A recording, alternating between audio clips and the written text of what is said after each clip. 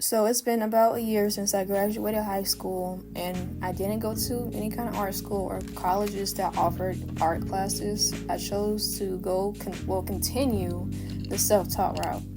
And of course, it has been perfect, but here's what I've learned and what I've struggled with and what's actually been working, at least for me. So starting up with the good news, the ups.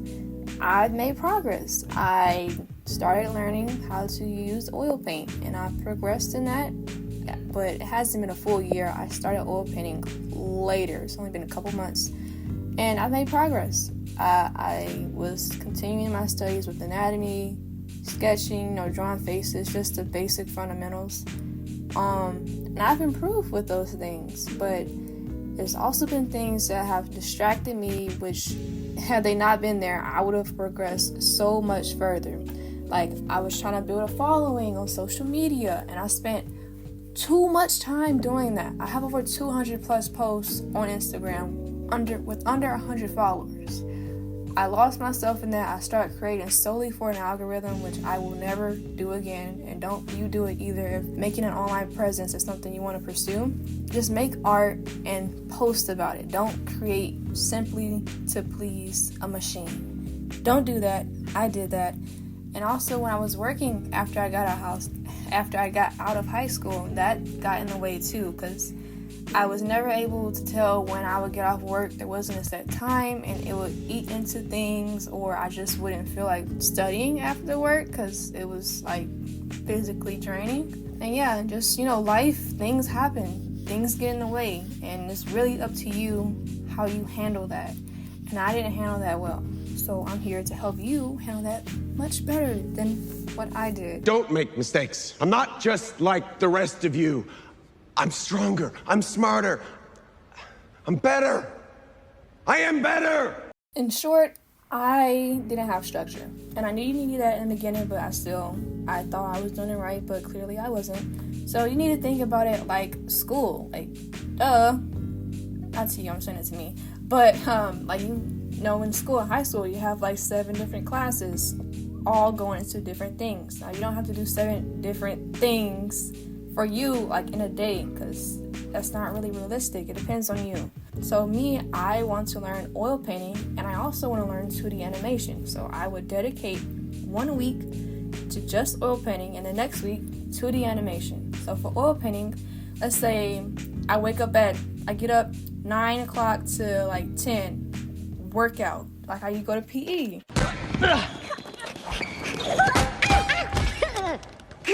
And next, I will learn about color theory, and go through my art books. And then next, I might practice brush strokes, watch a couple videos, And then, of course, you need to set goals for the week, so you're meeting those things, as well as goals for the month.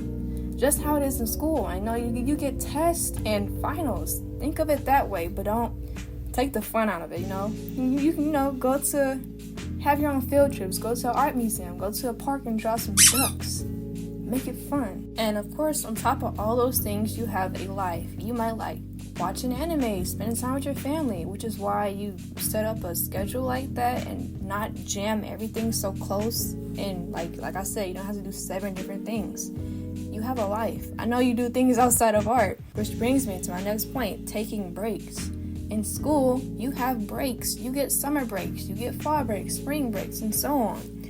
Do it here. Now, you don't have to absolutely do nothing. You can sketch, just take breaks from time to time, because you don't want to burn yourself out and start to hate what you're doing. You don't have to make art every day to be making progress. You need to be consistent, but you need breaks to do it in the long run. It's not a full sprint, it's a marathon. Now, you're like, Bree, I get what you're saying, but how am I gonna learn any of this?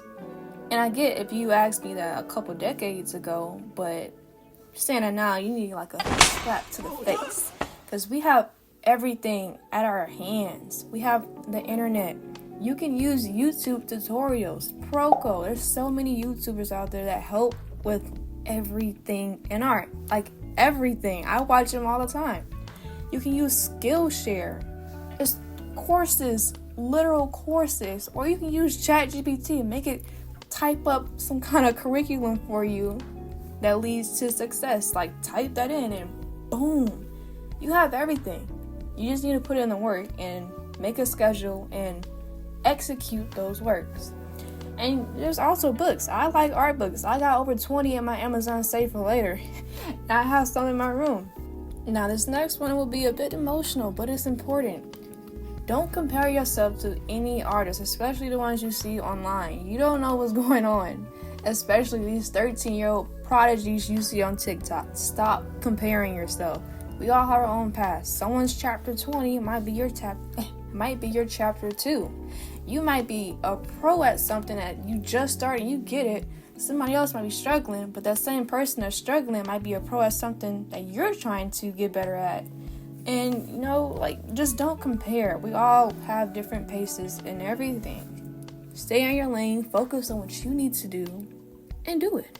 Now, I also encourage you to get feedback when you can.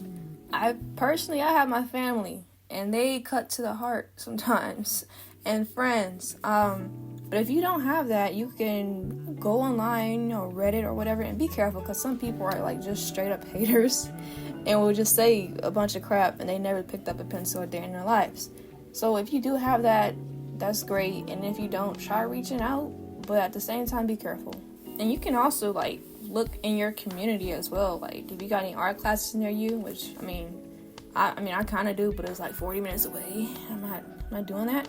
But in the midst of all this, remember to keep these things fun. Do some challenges. Like me, I'm doing challenges. You can see it on my YouTube channel. Some of them suck though.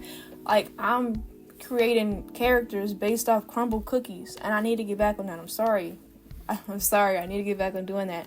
But I've been doing that, making it fun, spice it up, do what you can, or see what other people are doing, their challenges, and apply it to yourself. See what you can do and what you need to work on based off, those challenges. It'll help you, and it's gonna make it fun.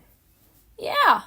And I also encourage you to go outside and draw from life and just observe. You don't always have to be in a dark room with 30 different Pinterest boards and just drawing that way. Like, I do that, but I also like to do things outside, which I don't do that much because I'm kind of like in the forest and there's things everywhere. But yeah, like, go to a park, go to a cafe if you can, like, just anywhere outside. You can be in the airport. Try to, sketch some people walking by. They might call you a weirdo or whatever, but who cares? Yeah, because you can't really get all that through just a screen, like a picture. You need to observe from life. Being self-taught is a journey, but it's doable and it's yours. If you're on this path too, like me, and a lot of artists, a lot of other artists that are self-taught on their journeys. Let me know in the comments how you're doing, and if this helped you or you got some tips you want to leave in the comments, go ahead. And I hope you enjoyed this little sketch process. It wasn't much, I'm sorry. I wanted this to be in color before, but I had another cool sketch on the other side of the paper that I forgot about, and I messed it up, unfortunately. Yeah, I hope you enjoyed. I hope you got some kind of value from this, that you apply it. Don't just listen to this and go away. Apply it to your journey. And yeah, thank you for watching. Hope you like, subscribe, stay maybe. And yeah, bye.